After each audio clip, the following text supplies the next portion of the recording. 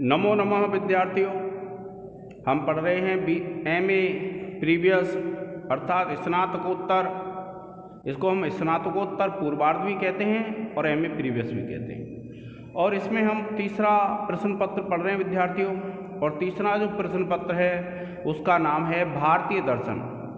और भारतीय दर्शन संस्कृत विषय में हम सांख्य दर्शन के ग्रंथ सांख्य कारिका को पढ़ रहे हैं, जिसके लेखक हैं ईश्वर कृष्ण।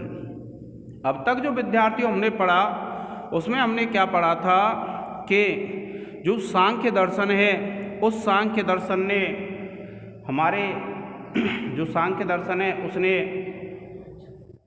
3 प्रमाण स्वीकार किया है। 3 जो प्रमाण हैं उनके नाम है दृष्ट, अनुमान, आप्त, वचन। ये अब देखिए इसमें ये बताया गया है कि कौन सा प्रमाण क्या कहलाता है। देखिए क्या कहते हैं, प्रति विषयाध्यवसायो दृष्टम त्रिविधम अनुमानम आख्यातम तल्लिंग लिंगी पूर्वकम आप्त श्रुति है आप्त वचनम तु। क्या कहा विद्यार्थियों कि प्रति विषय अध्यवसायो दृष्टम, कि प्रति विषय अध्यवसाय, अध्यवसाय कहते हैं निश्चित ज्ञान को। तो क्या कहा, प्रति विषय अध्यवसायो दृष्टम, कि अगर कोई पूछता है कि दृष्ट प्रमाण क्या होता है, दृष्ट को अन्य दर्शन प्रत्यक्ष कहते हैं विद्यार्थियों। तो क्या कहा, प्रति विषय अध्यवसाय, कि जब हमारी इंद्रियां किसी विषय के संपर्क में आती हैं और उससे जो हमें निश्चित ज्ञान होता है उसको क्या कहते हैं, हम दृष्ट कहते हैं। उस प्रमाण को क्या कहेंगे, दृष्ट। तो प्रति विषय अध्यवसायो दृष्टम, कि प्रति विषय के अध्यवसाय का, प्रत्येक विषय से जब इंद्रियां सन्निकर्ष में आती हैं और उससे जो उत्पन्न ज्ञान होता है उसको कहते हैं हम दृष्ट प्रमाण। क्या कहा विद्यार्थियों कि विषय या प्रमेय से साक्षात संबंध रखते हुए जो निश्चित ज्ञान होता है वह दृष्ट प्रमाण होता है। और त्रिविधम अनुमानम आख्यातम, कि जो अनुमान है वह 3 प्रकार का कहा गया है। त्रिविधम अनुमानम आख्यातम, तो ये 3 प्रकार का अनुमान है। 3 प्रकार का है, पूर्ववत, शेषवत और सामान्यतो दृष्ट।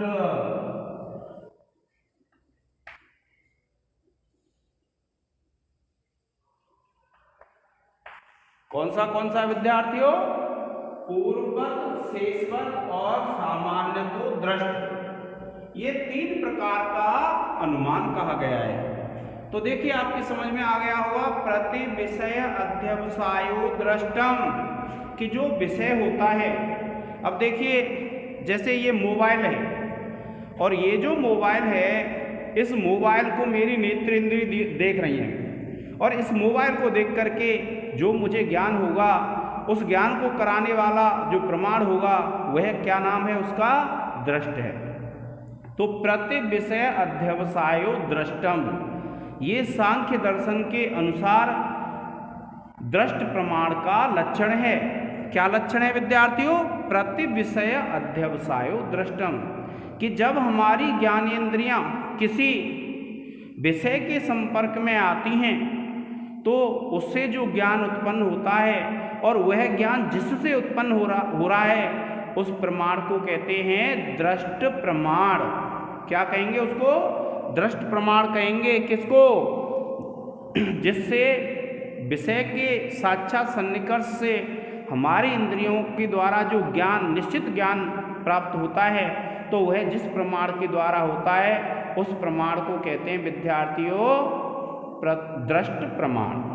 आ गया आपके समझ में। दूसरी बात है, त्रिविधम अनुमानम आख्यातम, कि जो अनुमान है वह 3 प्रकार का कहा गया है। और किसको कहते हैं अनुमान, ये तो उसके भेद बता दिए। त्रिविधम अनुमानम आख्यातम, कि जो अनुमान है वह 3 प्रकार का कहा गया है। तत्लिंग लिंगी पूर्वकम। वह क्या होता है? लिंग लिंगी पूर्वक होता है, अर्थात पहले हमें लिंग का ज्ञान होगा। अब लिंग में आप मान लीजिए जैसे धुआं है और इसका जो लिंगी है, इसका लिंगी क्या है? अग्नि है। तो धुआं देख करके जो अग्नि का ज्ञान होता है, लिंग से जब लिंगी का ज्ञान होता है तो वह प्रमाण कहलाता है हमारा अनुमान प्रमाण। जैसे यत्र यत्र धूमः तत्र तत्र अग्निरिति, जहाँ जहाँ धुआं होता है वहाँ वहाँ अग्नि होती है। यह क्योंकि जब हम देखते हैं, हम बार बार जब रसोई में जाते हैं तो हमको ये ज्ञान हो जाता है कि जहाँ धुआं होता है वहाँ अग्नि होती है।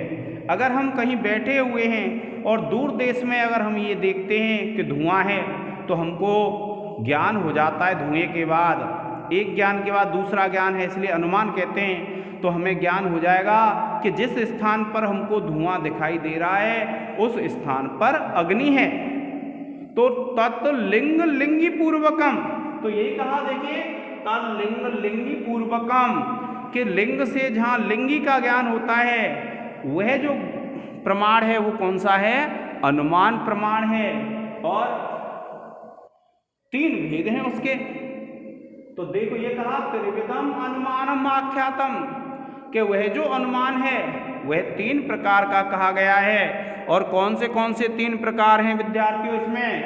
पहला तो है पूर्ववत, पूर्ववत, शेषवत और सामान्य तो दृष्ट। पूर्ववत अनुमान हम उसको कहते हैं जिस अनुमान को हमने पहले देखा हुआ है और पहले देखे हुए के आधार पर हम अनुमान लगा लेते हैं। कैसे? जैसे हमने देखा हुआ है कि बादल होते हैं आकाश में और बादल होने के बाद बरसात होती है।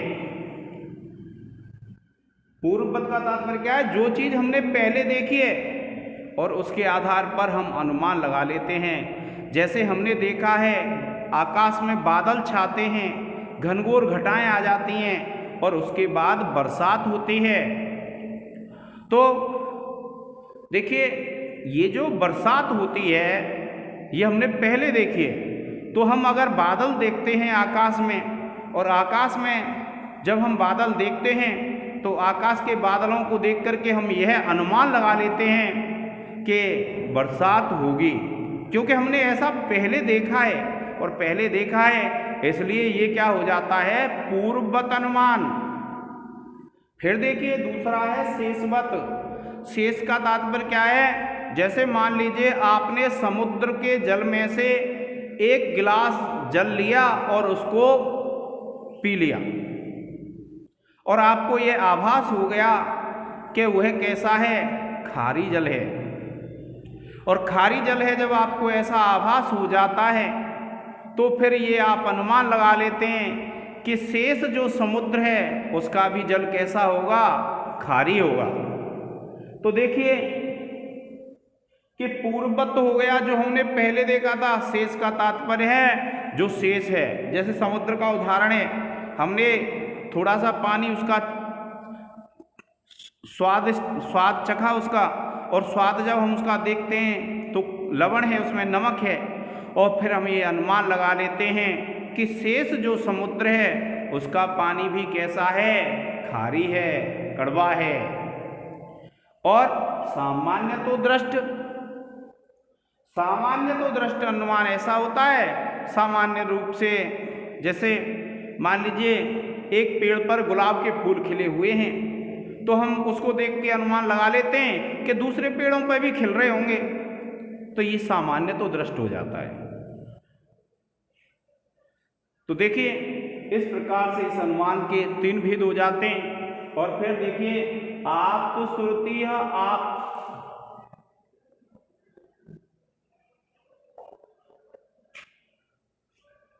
आप्त श्रुति आप्त वचनम तो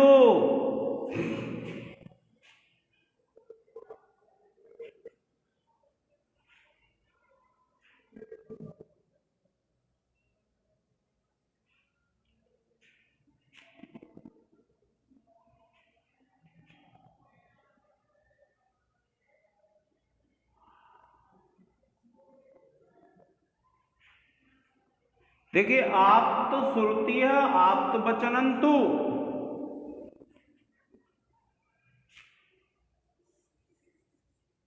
आप्त श्रुति आप्त वचनंतु। तो ये क्या है?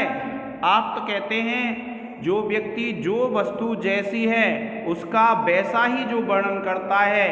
यथार्थ भूतस्य अर्थस्य उपदेष्टा पुरुषः। आप्त किसको कहते हैं? जिसने जो वस्तु जैसी है उसका अगर वैसा ही वर्णन करता है कोई व्यक्ति तो वह कहलाता है आप्त पुरुष। तो आप्तस्तु यथार्थ भूतस्य अर्थस्य उपदेष्टा पुरुषः, कि जो वस्तु जैसी है उसका यथार्थ रूप से वर्णन करने वाला जो पुरुष होता है उसको कह देते हैं विद्यार्थियों आप्त पुरुष। तो क्या कहा? आप्त का वचन और श्रुति। आप्त किसको कहते हैं? श्रुति। श्रुति का तात्पर्य होता है वेद शास्त्र आदि का जो ज्ञान होता है। और आप्त वचनम, और आप्त पुरुष का वचन, ये क्या कहलाता है? आप्त वचन कहलाता है, अर्थात आप्त प्रमाण कहलाता है। आ गया आपकी समझ में? अब देखिए दूसरी कारिका क्या कहती है कि ये तो इसमें पहले तो सबसे पहले उन्होंने गिनाए, जो चतुर्थ कारिका थी उसमें ये गिनाया प्रमाण कितने होते हैं, तो बताया 3 प्रमाण होते हैं। ये जो कारिका है 5वें नंबर की, इसमें प्रमाणों के लक्षण दिए हुए हैं कि किस किस लक्षण, क्या क्या लक्षण होता है किस किस प्रमाण का।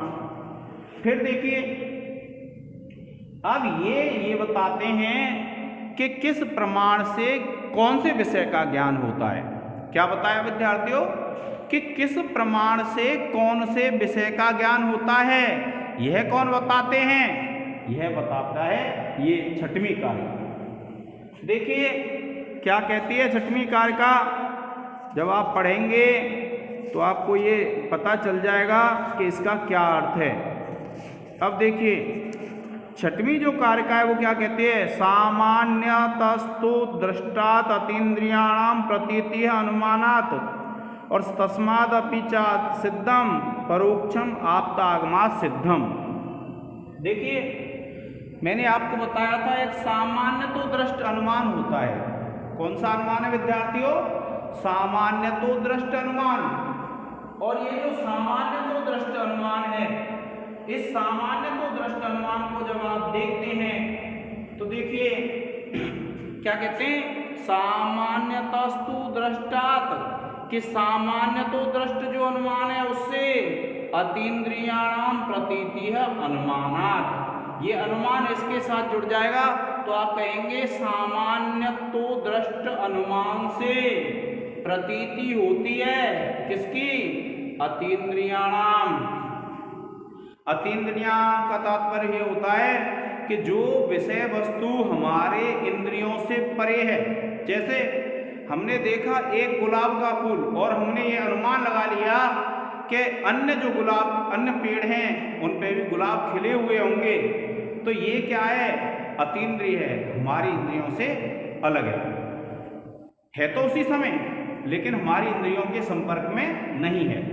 तो क्या कहते हैं देखिए कि सामान्यतस्तु दृष्टात् अतीन्द्रियाणां प्रतीति अनुमानात्, कि जो सामान्य तो दृष्ट अनुमान होता है उससे उस विषय का ज्ञान होता है जो हमारी इंद्रियों से परे है, जो हमारी इंद्रियों के संपर्क में नहीं है।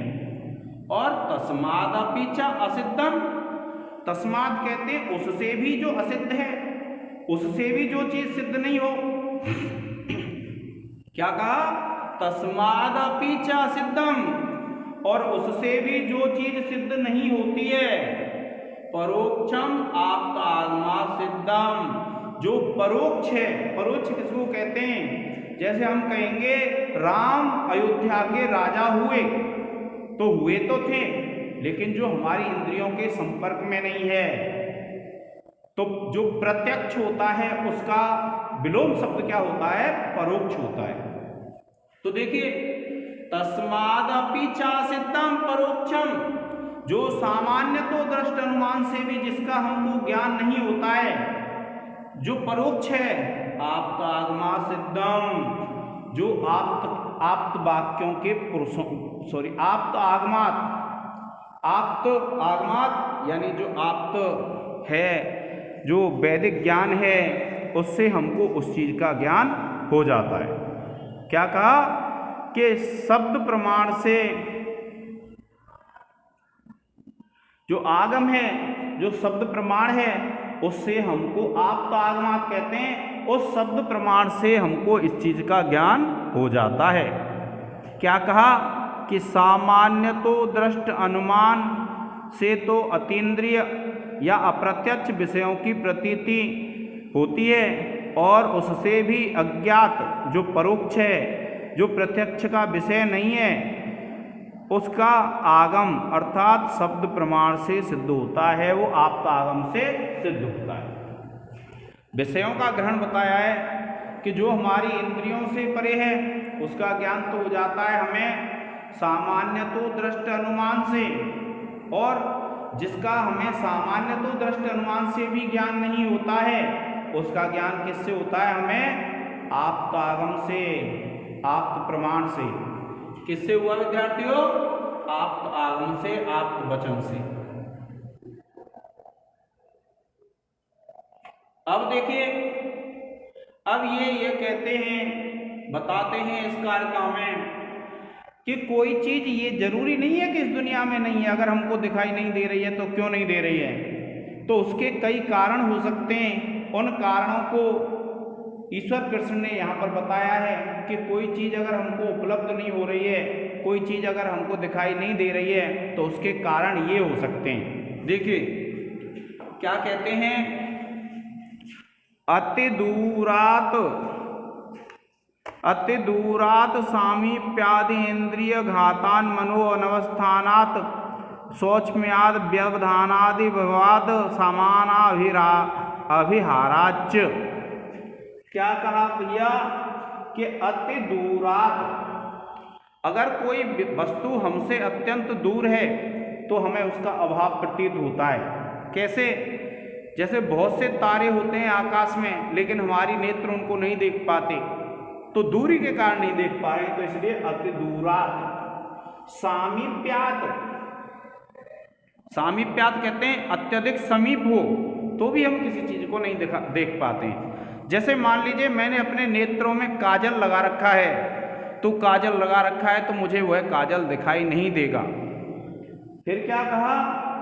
इंद्रिय घातात, इंद्रिय का घात हो जाए।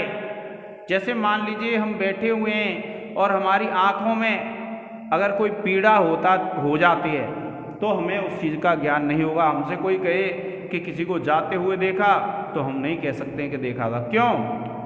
क्योंकि हमारी इंद्रिय पीड़ित थी। और मनो अनवस्थानात, मन की अनवस्था, एकाग्र चित्तता का अभाव। तो मन अगर एकाग्र चित्त नहीं है तो क्या होता है विद्यार्थियों? तब भी ऐसा हो जाता है कि हमें किसी चीज़ की उपलब्धि नहीं होती है। अगर आप पढ़ रहे हैं पुस्तक लेकर के और आपका मन अगर स्थिर नहीं है, तो आपको वह चीज़ याद नहीं होती है। तो इसलिए कहते हैं मनो अनवस्थानात, मन की अनवस्था होने से, मन के स्थिर न होने से भी हमें किसी चीज़ का अभाव प्रतीत होता है। और फिर देखिए शौचम्यात, शौचम्यात कहते हैं यदि कोई चीज अत्यंत सूक्ष्म है तो भी हमें उसका ज्ञान नहीं होता है।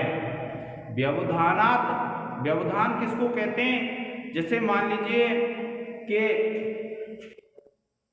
एक घड़ा रखा हुआ है और उस घड़े के ऊपर कोई कपड़ा है, तो उसका व्यवधान आ गया कपड़े का उस घड़े में, तो भी हम क्या है उसको नहीं देख पाएंगे। तो ये क्या हो गया? व्यवधानात, व्यवधान से। और देखिए अभिभवात, अभिभव किसको कहते हैं?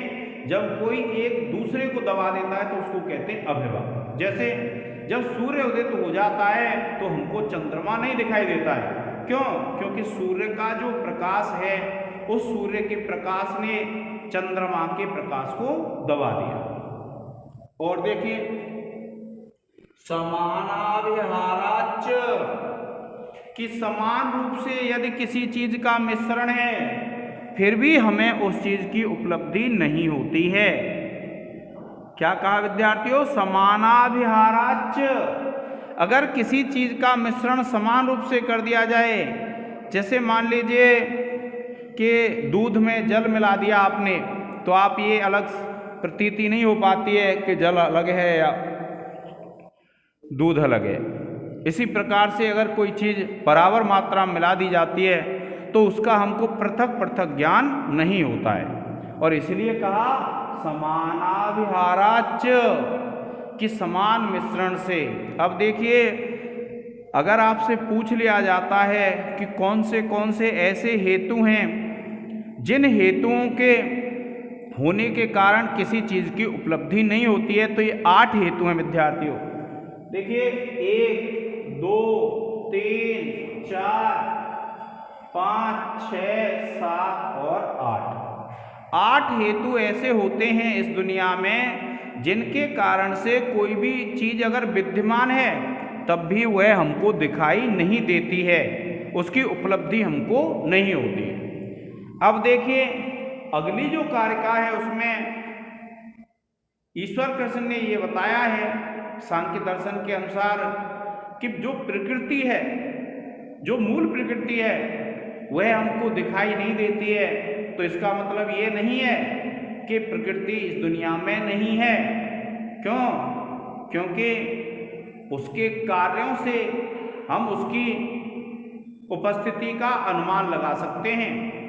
देखिए क्या कहा है, सौक्ष्म्यात् तद अनुपलब्धिय। क्या कहा?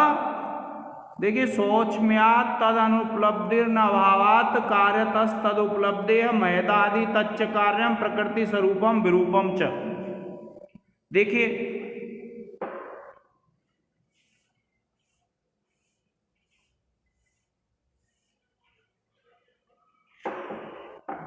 सौक्ष्म्यात् तद अनुपलब्धि, विसर्ग हो जाएगा।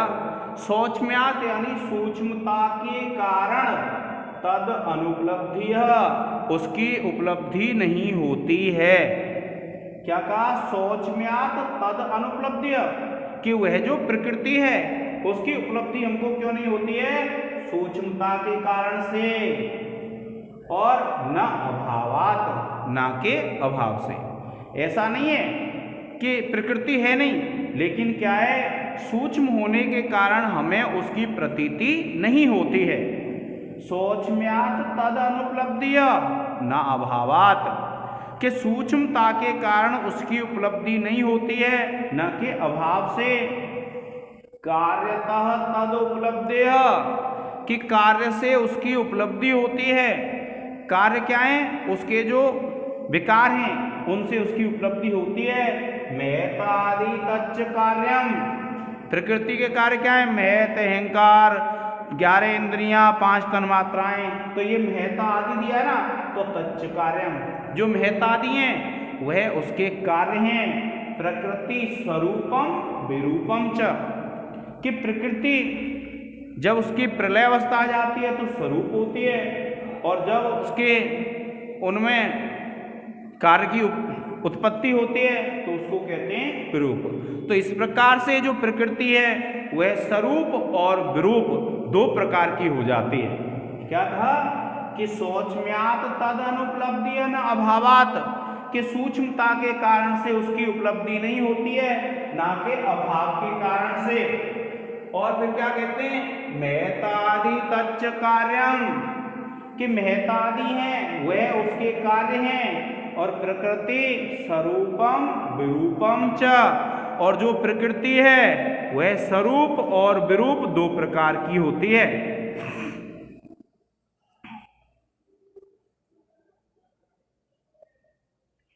अब देखिए विद्यार्थियों, आपके समझ में ये आ गया होगा। तो अब जो आगे हम कारिका पढ़ेंगे तो वह कारिका हमको किसको बताएगी? सत्कार्यवाद। ये सांख्य का प्रमुख सिद्धांत है।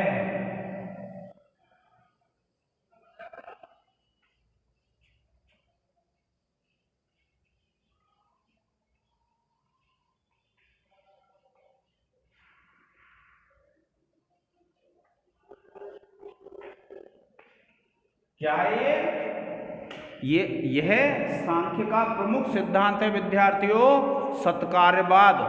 सत्कार्यवाद का तात्पर्य क्या होता है कि जो कार्य है वह अपने कारण में विद्यमान रहता है। जैसे यदि हम घड़ा बनाते हैं तो घड़ा तो क्या है, व्यक्त रूप है, और उसका अव्यक्त रूप क्या है, मिट्टी।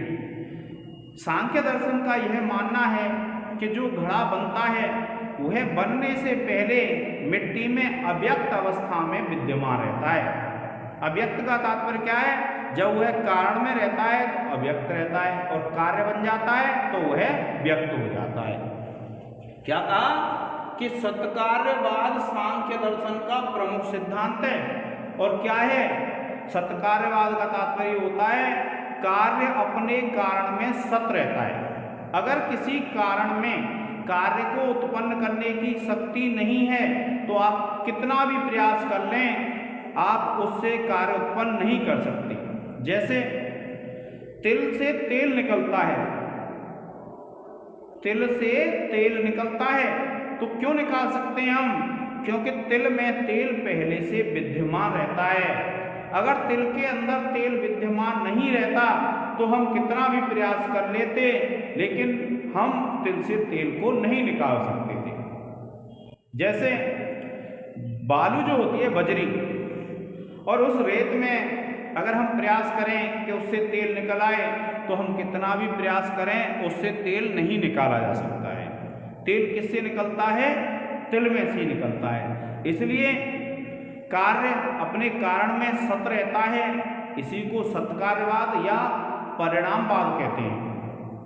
परिणामवाद भी कहते हैं सत्कार्यवाद को, सत्कार्यवाद या परिणामवाद कहते हैं। तो इस प्रकार से इन्होंने ये कहा है कि जब कार्य उत्पन्न होता है तो वह कार्य अपने कारण में अव्यक्त अवस्था में विद्यमान रहता है। जब वह कार्य बन जाता है, जैसे मिट्टी है, मिट्टी में घड़ा अव्यक्त रूप में विद्यमान रहता है, और जब घड़े की उत्पत्ति हो जाती है तो वह व्यक्त हो जाता है। और इसी को सांख्य दर्शन में परिणामवाद या फिर सत्कार्यवाद कहते हैं। सत्कार्यवाद क्यों कहते हैं, क्योंकि कार्य की सत्ता अपने कारण में अव्यक्त रूप में विद्यमान रहती है, और इसलिए इसको कहते हैं सत्कार्यवाद। और सत रज तम, ये तीन गुण माने हैं, अभी आएगा इनका वर्णन। तो सांख्य दर्शन ने विद्यार्थियों तीन गुण माने हैं, सत रज और तम। तो सत रज तम की जो साम्य अवस्था होती है उसको ही क्या कहते हैं, हम प्रकृति कहते हैं। सत रज और तम गुणों की साम्य अवस्था को प्रकृति कहा जाता है। आज के इस लेक्चर में विद्यार्थियों इतना ही, धन्यवाद।